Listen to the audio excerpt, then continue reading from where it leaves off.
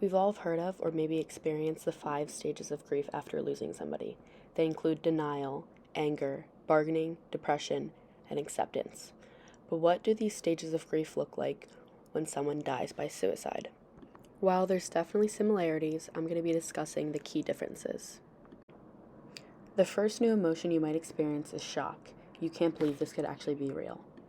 Then comes confusion. Trying to make sense of the situation and deal with the unanswered questions can be really difficult. And then there's anger. You may feel like they abandoned you and left the burden of their problems on you. Then comes despair. You'll feel sad and helpless, and in some cases, consider thoughts of suicide yourself. Next, a very common feeling is guilt. You may feel like you could have done more and question the what-ifs. Finally, you'll experience the feeling of rejection and wonder why you weren't enough. It's important to know that everyone grieves differently, and factors such as how and why a loved one committed suicide can change the situation drastically. Mayo Clinic provides tips for dealing with the stigma of suicide loss and grief coping strategies.